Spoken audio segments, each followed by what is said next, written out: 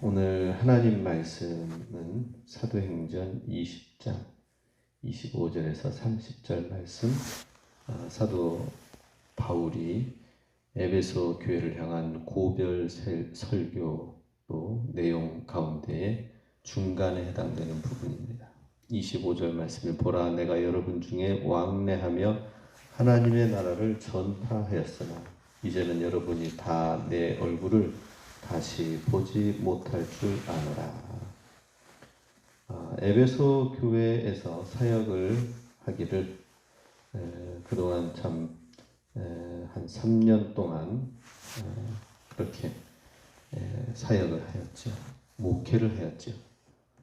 그러면서 여러분 중에 왕래하며 하나님의 나라를 전파하였다. 3년 동안 목회하면서 한마디로 요약을 하자면 제목, 주제는 하나님의 나라였다라고 하였습니다. 예수님께서도 이 땅에 오셔서 회개하라, 천국이 가까웠느니라 라고 말씀하시고, 그러면서 하나님의 나라를 전파하셨다라고 또 한마디로 복음서 기자들이 말씀을 하고 있습니다. 그래서 사도 바울도 고난을 무릅쓰고 복음을 전파하였던 3년간의 시간들은 그 복음의 핵심인 영원한 하나님의 나라의 도래, 다시 와서 하나님의 나라를 이 땅 가운데 세울 것과, 그리고 그 세우는 가운데의 통치자, 그 나라의 통치자는 예수 그리스도다라고 한 거죠. 우리 복음의 핵심을 많은 내용과 성경의 내용이 있지만은 우리는 하나님의 나라, 그의 나라, 예수 그리스도와 주님의 나라다라고 복음의 핵심을 말을 할 수가 있습니다. 복음의 핵심이 그렇다고 한다면은 우리가 우리 삶 속에서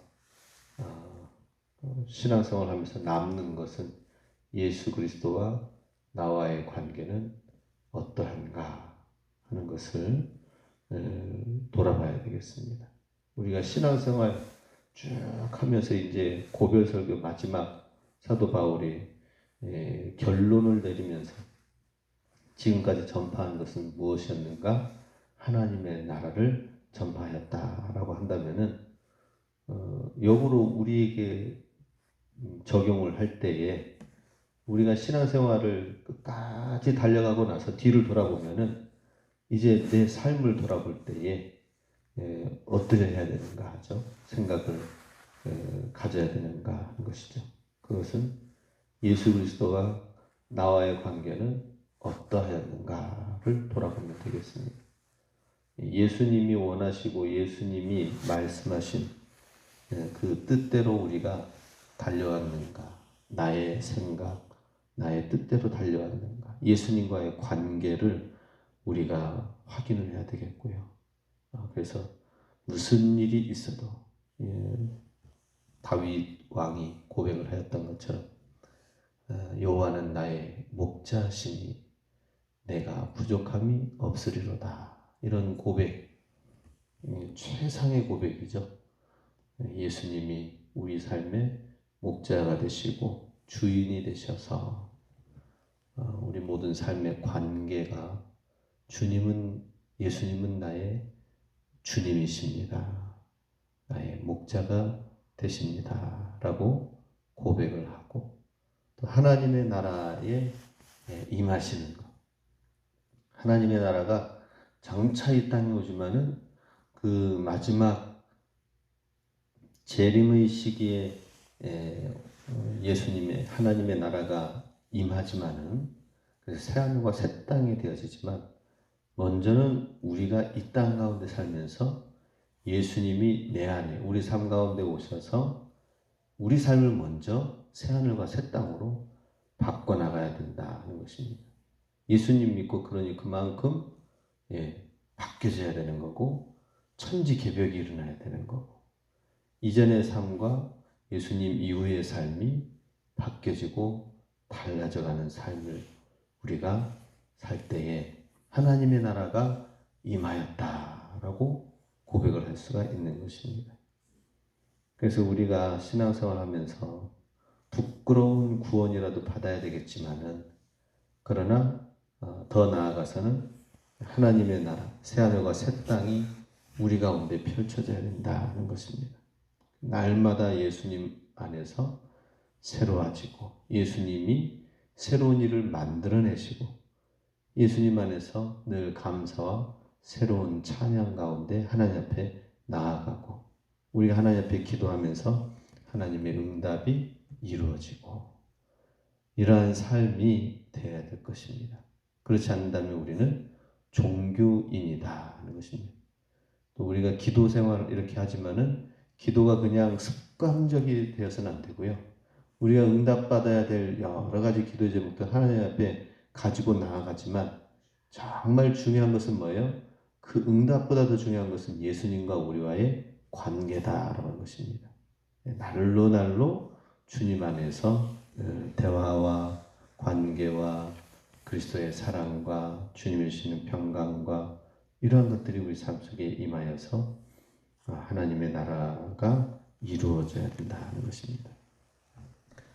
자, 이것을 전파하였으나 이제는 여러분이 다 내 얼굴을 다시 보지 못할 줄 아노라 라고 고별 설교에서 그냥 굿바이, see you again, 뭡니까?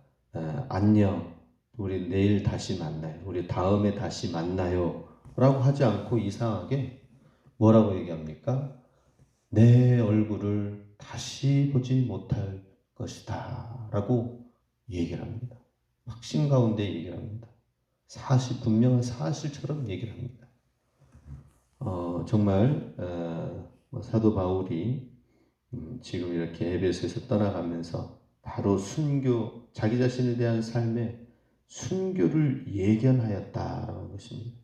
분명히 지금 예루살렘으로 돌아가면은 분명히 위협하는 일과 큰 일이 있기 때문에 이번에 돌아가지 말라라고 하는 많은 사람들의 권고가 있었지만은, 그러나 그럼에도 불구하고 예루살렘으로 갔습니다. 근데 예루살렘에서 바울이 순교한 것은 아니고요. 다시 나와서 제 4차 선교 여행, 로마로까지 가고, 로마에서 사역을 하면서 이렇게 에베소에서 이 말씀 고별 설교를 한 10년 뒤에 AD 60년경에 사도 바울은 순교한 걸로 전해 내려오고 있습니다. 그만큼 다시는 에베소 교회 지역은 가지 못하고 바로 배 타고 죄수의 신분으로 결국에는 로마로 향하게 된 것을 보게 됩니다. 사도 바울이 이러한 마지막 작별의 의미 가운데에는 결연한 하나님의 복음을 로마로, 또 더 나아가서는 서바나로 가지고 나아갈 것에 대한 결단의 마음을 비춘 내용이다 하는 것입니다. 우리도 한 번 하면 한다라고 하는 이런 말이 있는 것처럼, 그러한 것이 우리 세상의 어떤 고집이나 세상의 어떤 일에 대해서만 있어서는 안 되겠고, 어떤 세상 일에 있어서도 공부라든지 한 번 하면은 딱 하는 그러한 모습도 있어야 되겠지만은, 주님의 일을 하는 데 있어서 한 번 하면은 한다라는 마음이 바로 사도 바울의 이 마음 아니겠습니까? 내가 로마에까지 가, 무슨 일이 있어도 내가 저 로마 제국의 한복판에까지 내가 복음을 전하고, 또 그 이후에 뒤편에 배후에 있는 유럽으로 올라가고, 실제로 서바나까지 로마에서 복음이 서바나에서 유럽으로, 영국으로 올라가서 나중에는 유럽 전체가 다 하나님의 복음화가 되어지죠. 그러니 한 사람의 복음의 열정이 여기에 담겨져 있습니다. 26절, 오늘 여러분에게 증언하거니와 모든 사람의 피에 대하여 내가 깨끗하다. 모든 사람의 피에 대하여 깨끗하다는 것은 파수꾼 용어입니다. 파수꾼. 한 성을 지키는 데 있어서 다른 사람들은 다 성 안에서 자잖아요. 근데 파수꾼은 누군가가 외부로부터 적들이 와가지고 이 성을 넘어오려고 하고 쳐들어오려고 한다면 파수꾼은 깨어있다가 그 사실을 알리지 않으면 어떻게 됩니까? 결국에는 그 성읍은 그냥 다 죽는 거예요. 예. 남자들은 다 죽고 여인들은 다 능멸당하면서 포로로 남녀노소는 다 포로로 끌려가는 상황들이었습니다. 그러다 보니 포로로 끌려가고 능욕당하면서 생각하는 게 뭐예요? 아니 파수꾼은 뭐 했나? 밤새 지키면서 그렇게 우리 집도 다 가장에 다 돌아가면서 순번을 했는데 저쪽에 있는 순돌이 아빠 저쪽에 건너편 집에 있는 누구가 파수꾼 수는 이 시기에는 왜 우리를 깨우지 않고 이 성읍을 깨우지 않았나? 그래서 이 성읍이 다 노예로 팔려지고 종으로 팔려지고 능멸을 당하는가 원망을 하는 것이죠. 그러니 모든 사람의 피에 대해서 내가 깨끗하다라고 하는 것은 파수꾼의 역할의 용어를 사용한 것입니다.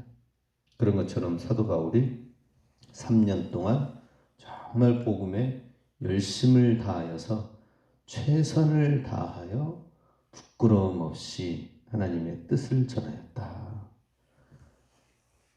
그들 가운데 복음을 듣고도 영접하지 않음으로 인하여 심판당하는 것에 대해서는 자기 자신이 자유하다라고 할 정도로 이렇게 얘기하는 것입니다. 깨끗하다라고 하는 것, 그것은 27절에 내가 꺼리지 않고 하나님의 뜻을 다 여러분에게 전하였습니다.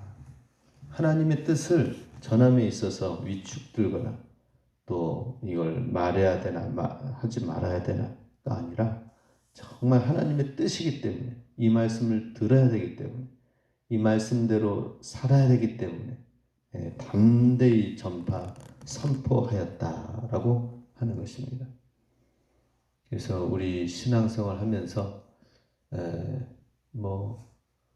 이런 경우가 있죠.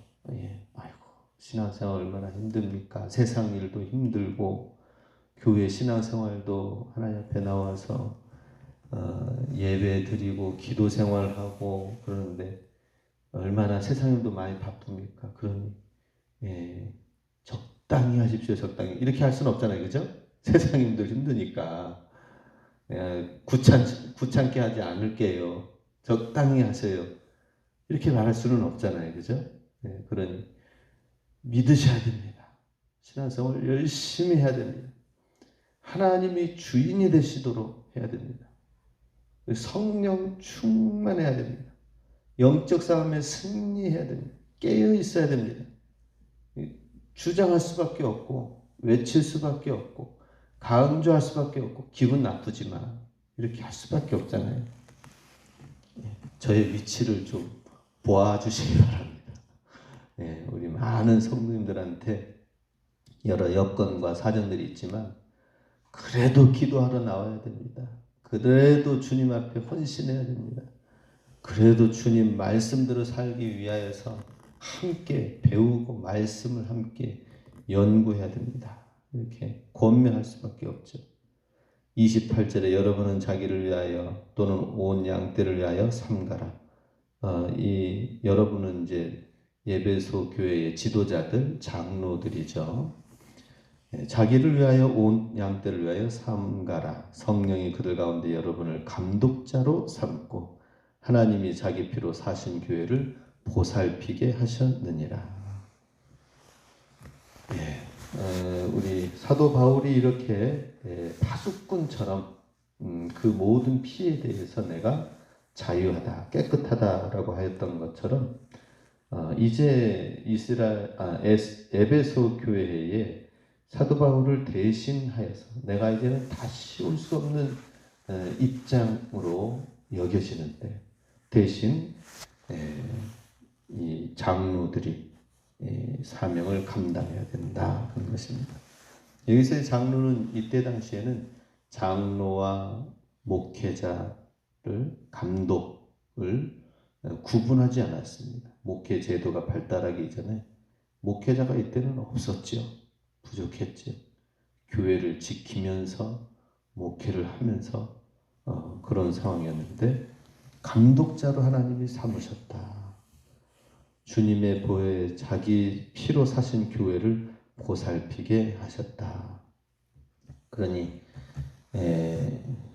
에베소 교회의 양떼를 위한 목자로 세우셨음을 말씀을 하고 있습니다. 교회의 양떼를 양육하고 3년 동안 이렇게 하였던 사도 바울의 모습을 생각하면서 잘 이겨나갈 것을, 잘 지도할 것을 말씀하고 있습니다. 그런데 이제 굉장히 중요한 말을 하고 있습니다. 29절부터 보면요. 내가 떠난 후에 사나운 이리가 여러분들에게 와서 그 양떼를 아끼지 아니할 것이다 라고 말씀을 하고 있습니다. 사도 바울의 어떤 하나의 예언이 될 수도 있는데요. 그것은 무엇입니까? 사도 내가 떠난 후에, 그러니 이제 사단이 기회를 보고 있다가 아주 사단의 그 본능적인 사자가 먹을 것을, 짐승을 보면은 가만히 놔두겠습니까? 잡아먹지요. 그런 것처럼 사탄은 기회가 있을 때마다 복음 사역을 방해하고 하나님 나라의 확장을 막으려고 하는 것입니다. 그것이 사도 바울이 내가 떠난 뒤에, 그 뒤에 사단이 좋은 기회로 여겨가지고 에베소 교회를 공격할 것이다. 어떤 무리가 사나운 이리가, 사나운 일이라고 하면서 일이라고 하는 것은 뭡니까? 양의 옷을 입고 양의 옷을 입어서 노략질하는 자의 모습이죠. 삭군들을 말하기도 합니다. 그래서 삭군들은 양떼를 위하는 것이 아니라 양떼를 늑탈하고 괴롭히고 그런 모습이죠. 예수님께서도 거짓 선지자를 이리로 비유하기도 하였습니다. 실제 이 당시에 이방인의 개종을 방해하는 할례와 같은 의식, 율법의 준수를 쫓아야 된다라고 하는 유대주의가 있었고요. 그리고 헬라 철학을 성경과 교묘하게 결합시킨 영지주의 신앙이 있었습니다. 그러니 정말 사나운 이리가 뭐예요? 그냥 와가지고 그냥 막 삼켜 먹는 그런 이미지보다는 사나운 일이라는 것은 교묘한 일이, 교묘하게 양의 옷을 입고 와가지고 그 양떼의 틈바구니 속에서 이제 영혼을 잡아먹는 거죠. 그런 것이 교묘하게 율법주의 신앙, 율법주의, 유대주의, 그리스도인. 그리스도인이긴 그리스도인인데 유대주의 그리스도인. 율법을 준수하면서 그리스도의 복음을 희석시키는 것.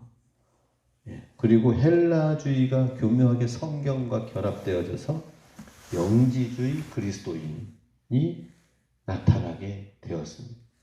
그래서 교회사를 보면 초대교회까지는 정말 은혜가 되죠. 사도행전 말씀을 딱 보면서 은혜가 됩니다. 근데 이 시기가 지나고 나면은, 한 세대가 지나고 나면은 굉장히 복잡해집니다. 교회사가 몬타니즘, 그노스토시즘, 그것은 영지주의, 수많은 이단들이, 마르시오, 이단들이 계속 나옵니다. 머리가 아픕니다. 교회를 이렇게도 하는구나. 성경을 이렇게도 잘라서 이용하기도 하는구나. 혼합시켜서 하기도 하는구나 해가지고 정말 다양해요. 초대교회만 문제입니까? 오늘날 이단들도 그래요. 이단들 가운데서는 또 유불선교, 도교, 그 다음에 기독교까지 다 짬뽕 시킨 다원주의 신앙도 많이 있습니다. 그 다원주의 신앙이 뭡니까? 그 불교, 도교, 유교의 좋은 점만, 기독교의 좋은 점만 다 따가지고 자기들 경전을 만들어 놓고, 증산교가 그렇죠. 그래서 이제 좋은 점만 다 하니까 십자가도 있고 부처도 있고 다 있는 거예요. 그게 다원주의인데, 참 우리가 신앙생활 하면서 좋은 말씀만 다 따가지고 그냥 다 믿으면 얼마나 편하고 좋을 듯 할 것 같습니까? 그렇지만은 진리는 태양도 하나, 달도 하나, 예수님도 하나이기 때문에 타협할 수가 없는 것입니다. 사나운 이리가 바로 이와 같이 나와서 에베소 교회를 정말 공격을 해왔습니다. 이러한 여러 형태의 이단들과 잘못된 이리들이 와가지고 에베소 교회 공동체를 위협을 하였습니다. 그런데 다행히도 에베소 교회는 바울의 이러한 경계와 권고를 잘 들어가지고 지금 말씀을 듣고 있는 에베소 교회 장로들이 그걸 잘 들었어요. 그래가지고 경계해야 되겠구나.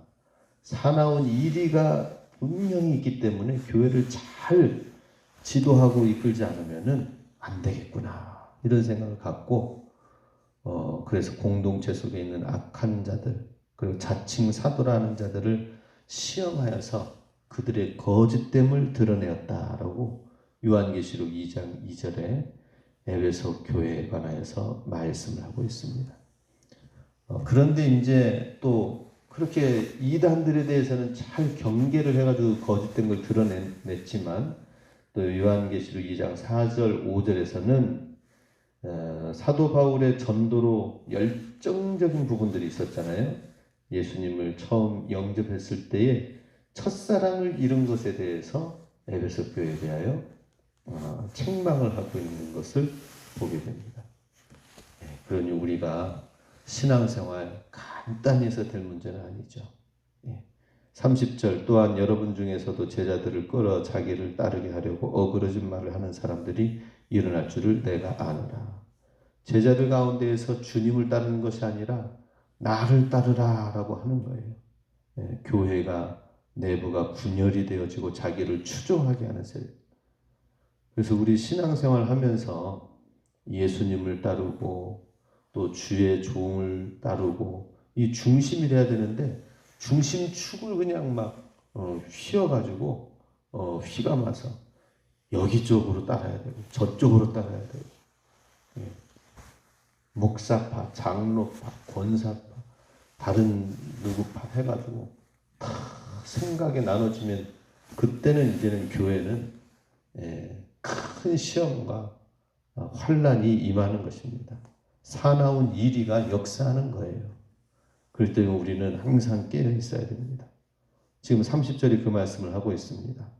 여러분 중에서도 제자들을 끌어 자기를 따르게 하려고 어그러진 말을 하는 사람들이 일어날 줄을 내가 아노라.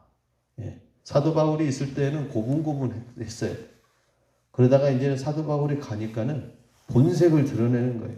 하나님의 말씀을 왜곡시켜서 옳은 것에서 벗어나게 하는 거짓 가르침들과 또 교인들을 달콤한 말로 유혹하여서 하나님의 구원의 가르침으로부터 떠나게 하고 실제로 에베소 교회는 니골라당 영지주의 그리고 몇몇 사람들이 이 영향을 받아가지고 그렇게 떠나간 사람들이 있었습니다.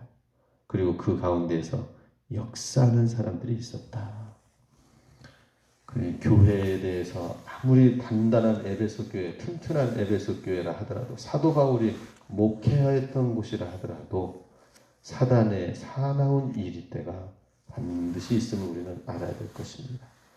항상 깨어 있어서 주님의 교회를 잘 세워나가는 데 있어서 우리 신앙생활 정말 열심히 해야 된다는 것입니다.